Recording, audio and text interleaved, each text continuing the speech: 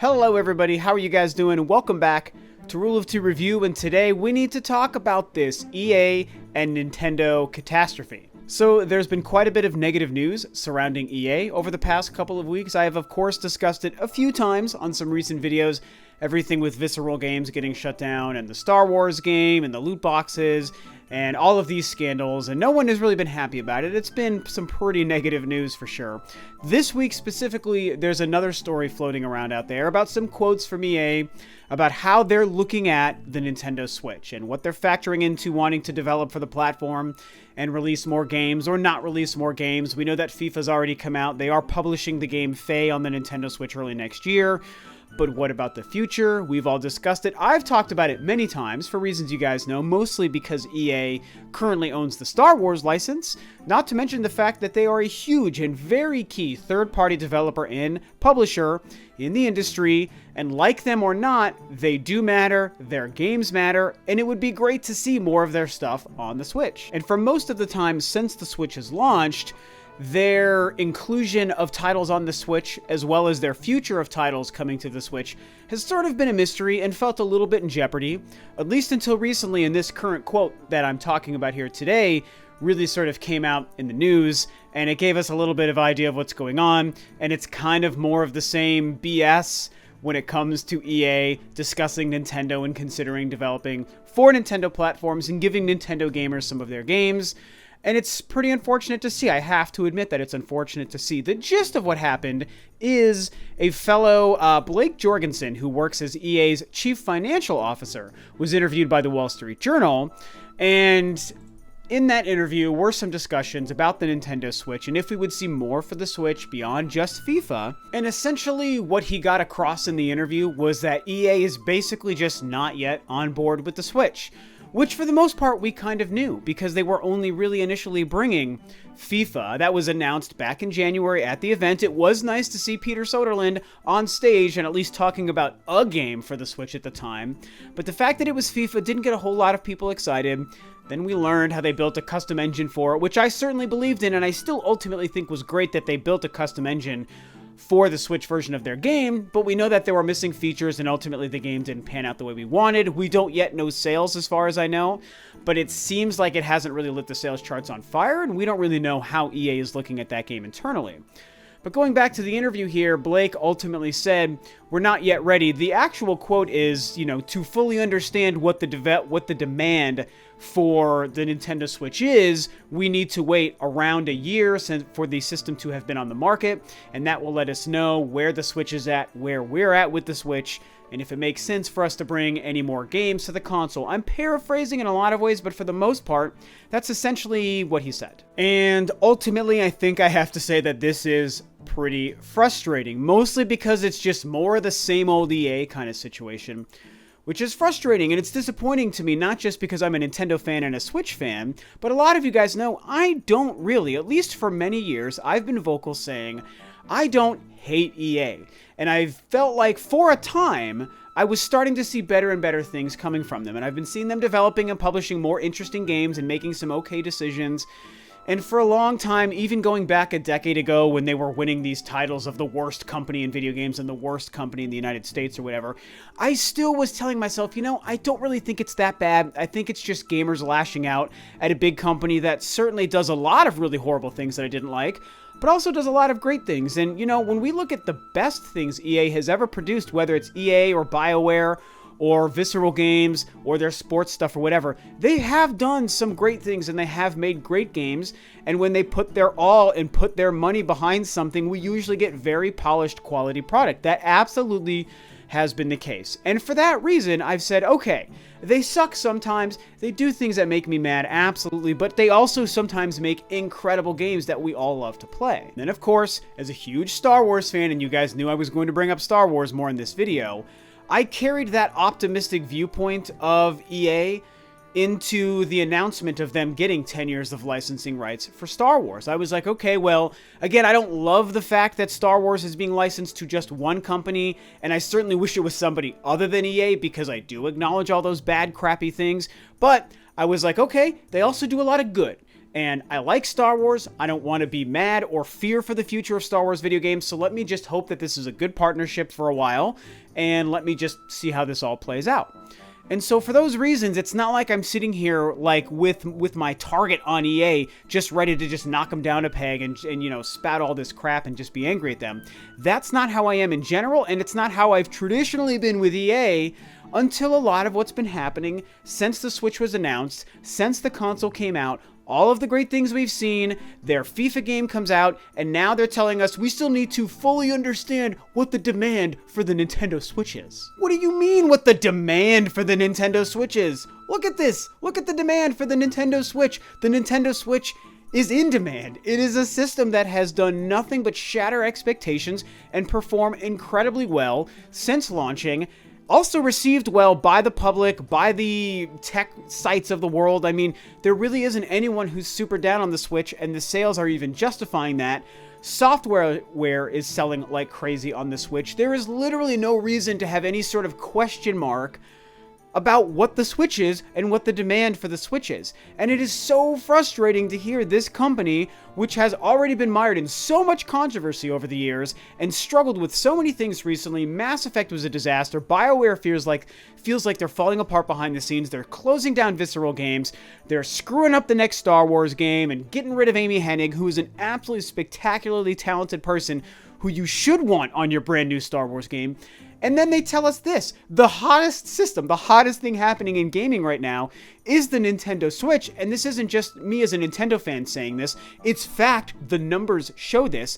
And you guys still can't come out and say, man, what a great system, what a great console, it's doing so well, people are loving it, good software is moving on it. Obviously, we should continue to support this and make more games for this console in the future. And okay, I get it if EA wants to look at the whole FIFA thing and say, okay, this is part of the reason why we're not quite yet sure about the Nintendo Switch, because, you know, our FIFA game maybe hasn't sold that well. Again, we don't know the hard numbers, but I think we all know that for the most part, that probably is going to be fairly true. I don't think FIFA 18 has blown the doors off of the sales world or anything on the Nintendo Switch specifically, but I think when you look at the factors of how the game turned out, I mean, let's take a look at the meta review scores for the PS4 and Xbox One, which are both the same, and then let's look at the meta score for the Nintendo Switch version.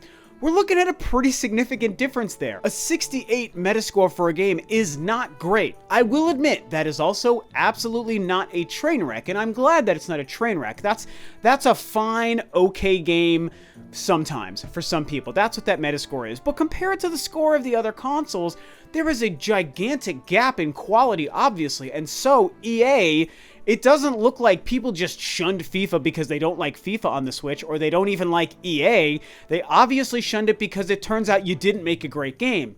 And this kind of situation really sort of goes back to the Wii U days. I mean, that was a big conversation a lot of people were having when the Wii U was the current relevant Nintendo console, and when a lot of those third parties were trying to jump on board early on. We all remember the first 2 years had fairly strong, significant third-party support. Maybe not all the multiplats we wanted, but there were a lot of companies represented releasing some key games on the console. We saw a lot of Assassin's Creed games, Call of Duty games, Watch Dogs came to the console, things like that, and they weren't doing that well. And the big conversation at that time was, well, you're giving us games on the Wii U that are not quality ports, that are not up to par with the competition. Even if you factor in the power difference, we still should have seen higher quality in a lot of those Wii U versions. We weren't getting all the DLC, and you were throwing them out into the wild, sometimes way after the initial release of the other versions, and expecting them to still sell.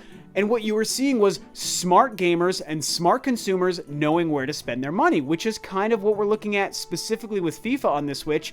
People aren't spending their money on a bad game. Again, I shouldn't say bad, 68 isn't bad, but on an inferior game. People who are smart consumers, whether you like the Nintendos or you like the Xboxes or you like the Sonys, you know how to spend your money, and it's on quality. You didn't make something as quality on the Nintendo Switch, and we've seen other companies like Bethesda. I know we can all wave the Bethesda flag, but it's a relevant flag to wave.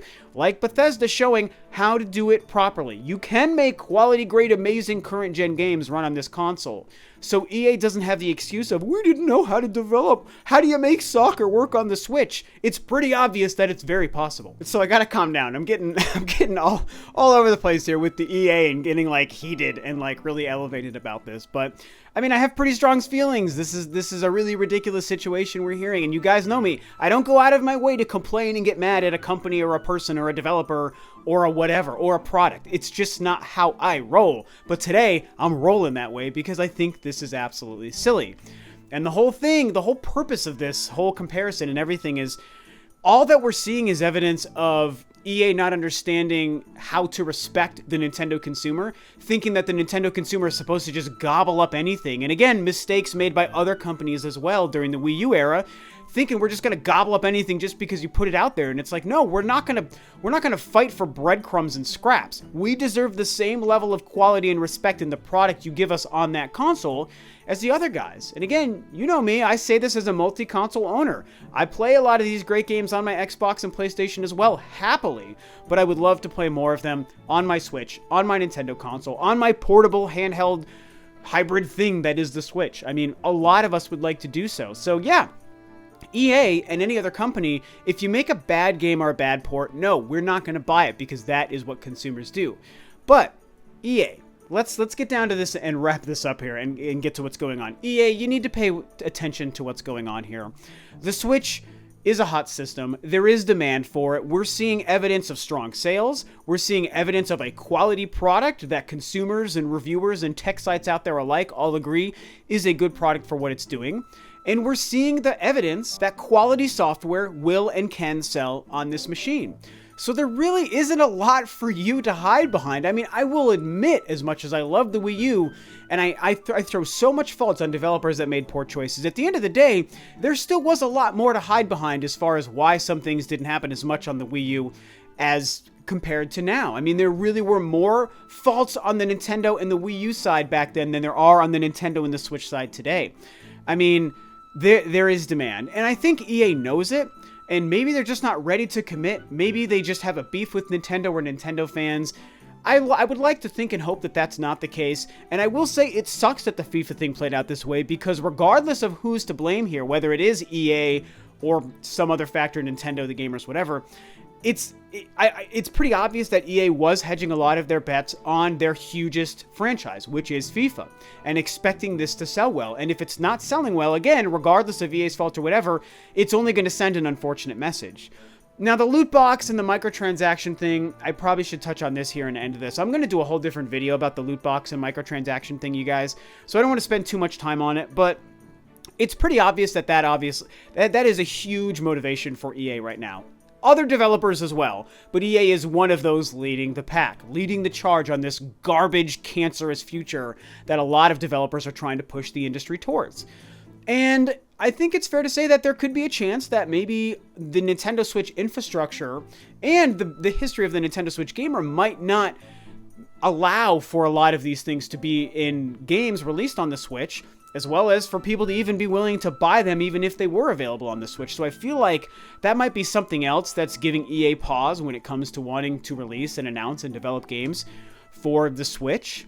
And, you know, I mean, I brought up the Star Wars thing. This hurts me the most because of Star Wars. And it's the number one reason why I want to still fix this relationship. I want to see EA calm themselves down, figure their future out and their business models out, and start to work with Nintendo. And Nintendo might be providing some barriers behind the scenes as well. Let's fully and freely admit that right here and now. And so I would like for Nintendo to stop being the Nintendo that they are sometimes. And I'd like for EA to definitely stop being the EA that they usually are. And just fix this so we can see Star Wars games on the Switch. That's what I want, is Star Wars games on the Switch. And so until this stuff figures itself out, I don't know. The loot box thing, I'm sure, is holding them back, as well as sales. But I think that this is definitely something where EA is just, they're either being coy and lying to us, or they're being completely dense and they're turning a blind eye to obvious facts, obvious numbers, and obvious sales. And sales equal money, and then everyone wins and everyone's happy if you release great games. that we want to play and that we want to buy. So yeah, let's put a pin in this for now. Let's put a pin in this Rob rant, because this definitely was pretty much a rant, at least as far as I'm concerned. You guys know I don't get mad and hoot and holler and jump and swear and get all crazy about this kind of stuff. At least I haven't for a long time.